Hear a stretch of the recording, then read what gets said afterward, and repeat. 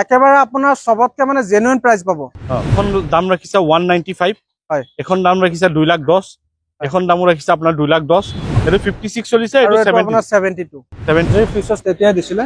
আপোনাৰ ইয়াত charger socket আহে, এলৈকে আপোনাৰ এফ্ৰন সিল আছে। এফ্ৰন সিল আছে।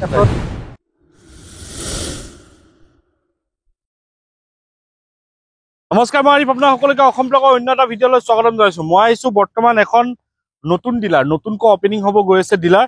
যিহেতু এইটো দেখা পাইছে বেক সাইডে এইটো গোটেইখিনি ডিলাৰ হ'ব, দুটা শাটাৰ আছে, দুটা নতুনকৈ অপেনিং হ'ব গৈ আছে। আজি ফাৰ্ষ্ট তেওঁলোকে গাড়ী উঠোৱা আৰম্ভ কৰিছে। যিহেতু ডিটেইলছ দিম গাড়ীখিনি, তাৰ আগতে আপুনি যদি ইউটিউবত চাই চেনেলটো ছাবস্ক্ৰাইব কৰি ল'ব, আৰু যদি ফেচবুকত চাই আছে পেজটো ফ'ল' কৰি ল'ব, লাইক কৰিব, শ্বেয়াৰ কৰিব। নতুনকৈ ডিলাৰ অপেনিং হৈ আছে। বেক সাইড আপোনালোকে দেখা পাইছে, আৰু ইয়াৰ বেক সাইডৰ পাৰ্কিং আছে, ইয়াতো গাড়ী সোমাব। দাদাহঁতে গাড়ী উঠোৱা আৰম্ভ কৰিছে। বৰ্তমান 3খন গাড়ী আছে, 3খন গাড়ীৰ ডিটেইলছ মই আপোনালোকক দিবলৈ চেষ্টা কৰিম। তেন্তে আহক আমি বেছি দেৰি নকৰোঁ, এই ডিলাৰৰ স্বত্বাধিকাৰী ফিৰোজদাৰ লগত আমি কথা পাতিম, তাৰপিছত আপোনালোকক বাকী ডিটেইলছ দি আছো। আমাৰ লগত দেখা পাইছে প্ৰথমবাৰৰ বাবে ফিৰোজদা, তেখেতক হয়তো কোনোবা আগতে দেখা পাইছে, নমস্কাৰ ভিডিঅ'ত। আজি ফিৰোজদাই গাড়ী উঠাইছে, নতুনকৈ ডিলাৰ অপেনিং হৈ আছে। হয়, নতুনকৈ আপোনাৰ বৰঈদৰ পিছত অপেনিং হ'ব। মানে বৰ্তমান গাড়ী গুৰা আমি ষ্টক কৰি আছো। এইটো মানে ইয়াত কাম চলি আছে, ভিতৰত কাম চলি আছে, পিছফালে পাৰ্কিং আছে। আৰু বৰ্তমান আপোনাৰ গাড়ী 5খন ষ্টকত আছে। 2খন আপোনাৰ মানে সাৰ্ভিসিঙত দিয়া হৈছে। এই 2খন আপোনাৰ মানে দুদিনৰ ভিতৰত আহি যাব। বৰ্তমান এই 3খন মানে আপোনাৰ গোটেই ক্লিয়াৰ আছে, গাড়ীত একো কাম নাই। এই 3খনত আপোনাৰ আৰু কাগজ পাতি আপোনাকে ইনক্লুড কৰি দিব, ইনক্লুড হৈ যাব। এক্সচেঞ্জ ৰিফাইনেন্স হৈ যায়, এক্সচেঞ্জ ৰিফাইনেন্স হৈ যায়। ওকে, এড্ৰেছটো আপুনি এবাৰ কৈ দিয়ক। এড্ৰেছটো আপোনাৰ নগাঁও টাউনৰ পৰা, আপুনি যদি মেইন নগাঁও টাউনৰ পৰা ৰূপুৰীৰ ফালে আহা ৰাস্তাটোত আপুনি সোমাই আহি পেলাই অলপ আহি কিনে আপোনাৰ দলং এখন পাব। দলংটো পাৰ হৈ আপোনাৰ বজাৰখনৰ লগতে শোলমাৰী বুলি কয়, তাতে মানে আমাৰ মাজৰাতি চাৰিআলি যোনটো, হয়, মাজৰাতি চাৰিআলিৰ পৰা লেফ্ট চাইডে সোমাই আহি পেলাই 2 কিলোমিটাৰ আহিলে, আৰু যদি আপোনাৰ প্ৰব্লেম হয় তাই মাজৰাতি চাৰিআলি আহি তেখেতক ফোন কৰিব, তেখেতে নিশ্চয় আপোনাক লৈ আহিব, হেল্প কৰি দিব। ঠিক আছে, আশা কৰো আপোনাৰ ডিলাৰটোৰ কাৰণে শুভেচ্ছা জনালো, আৰু গাড়ী উঠাক, ভাল আগলৈ যাক। আপোনাক মই আগৰ পৰাই দেখা পাই আহিছো। ফাইনেলি মই চক খাই গলো, আপুনি ডিলাৰ খুলিছে বুলি ফোন কৰিলে, আহিলো। আমাক প্ৰথমে গাড়ী ডিটেইলছ লাগে। গাড়ী ডিটেইলছ আমি দিয়াৰ আগতে এটা কথা কৈ দিওঁ, মই আপোনালোকক জাষ্ট ইনফৰমেশ্যন দিছো, বাকী টেষ্ট ড্ৰাইভ ভেৰিফাই তেওঁলোকে নিজে কৰি ল'লে হ'ল।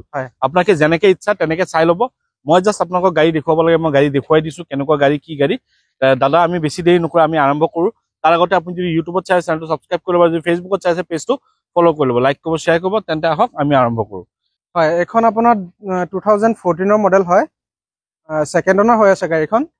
অৰিজিনেল পেইণ্টত আছে, গোটেই গাড়ী আপোনাৰ একো প্ৰব্লেম নাই। আফটাৰ মাৰ্কেট আপোনাৰ এণ্ড্ৰইড লগোৱা আছে গাড়ীখনত। 2014তে আপোনাৰ কোম্পানীয়ে ভাল ফিচাৰ্ছ দিছিলে এইখন গাড়ীত। আপুনি যদি দেখা পায় পিছফালে এইফালে আপোনাৰ আমৰেষ্ট আছে, এইটো আপোনাৰ আমৰেষ্ট পাই যাব ইয়াত। লাক্সাৰী ফিচাৰ্ছ তেতিয়াই দিছিলে। আপোনাৰ ইয়াত চাৰ্জাৰ সকেট আহে। আপোনাৰ এইফালে আপোনাৰ যদি পিছফালে বহা মানুহজনৰ যদি মোবাইল চাৰ্জ দিব খোজে, আপোনাক দেখুৱাই দিওঁ। ডিগি স্পেচটো চাব পাৰে, এইটো আপোনাৰ ডিগি স্পেচ বহুত পাই যাব এইটোত। টনি বক্স লগোৱা আছে গাড়ীত। আপোনাৰ বাকী এলৱেল আছে, এইটোতো আপোনাৰ ছেকেণ্ড টপ মডেলটো হয়। গাড়ীখনত মানে কৰিবলগীয়া একো কাম নাই। টায়াৰৰ পাৰ্চেণ্টেজ আপোনাৰ এতিয়াও 80-70% আছে।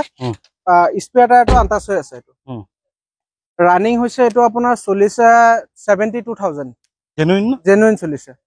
এইটো আপোনাৰ ডিজেল ভাৰ্জন হয়। কিবা এক্সিডেণ্টেল? একো এক্সিডেণ্টেল নাই, গোটেই গাড়ী আপোনাৰ চিল আছে।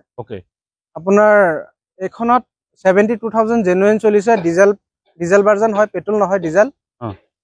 আৰু গোটেই গাড়ী আপোনাৰ চিল আছে। আপুনি নিজে আহি পেলাই টেষ্ট ড্ৰাইভ কৰক, লগত মেকাৰ লৈ আহক। এচি চেচি চব ৰানিং। কিমান আহিব এইখন? প্ৰাইচ আহিব আপোনাৰ, আস্কিং প্ৰাইচ আহিব 2,10,000। 2,10,000। ওকে, নেগোচিয়েবল হ'ব? নেগোচিয়েবল হৈ যাব। ঠিক আছে, ওকে।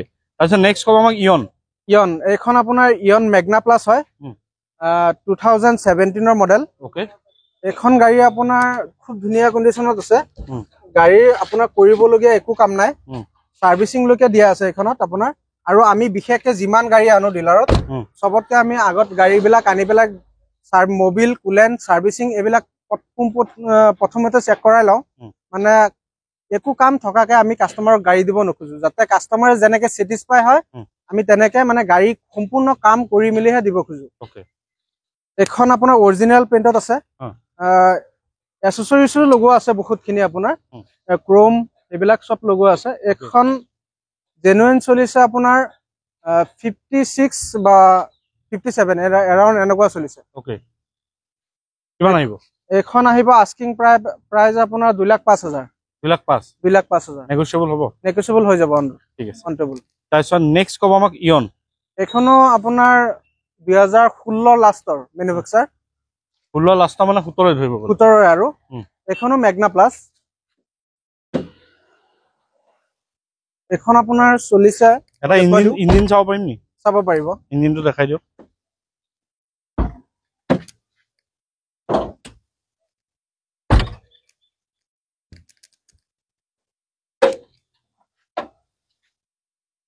গাড়ী আপোনাৰ আহিছে কালি আহিছে ষ্টকত এতিয়ালৈকে আপোনাৰ এফ্ৰন সিল আছে এতিয়ালৈকে আপোনাৰ সাফা কৰা হোৱা নাই বাকি ইঞ্জিন গিয়াৰবক্স এবিলাকৰ একো প্ৰবলেম নাই গাড়ী জেনুইন আছে জেনুইন কিলোমিটাৰ চলা হয় কোনো টেম্পাৰিং নাপাব আৰু এক্সিডেন্টাল ইস্যু নাথাকে এক্সিডেন্টাল ইস্যু পাব নেকি নাই কোনো এক্সিডেন্টলি ইস্যু গাড়ী আমাৰ ইয়াত নাপায় কোন এক্সিডেন্টলি গাড়ী আমি চাই চিটিহে আনো ওকে মানে কোনো এক্সিডেন্ট থকা গাড়ী আমি বিশেষকে নলওঁ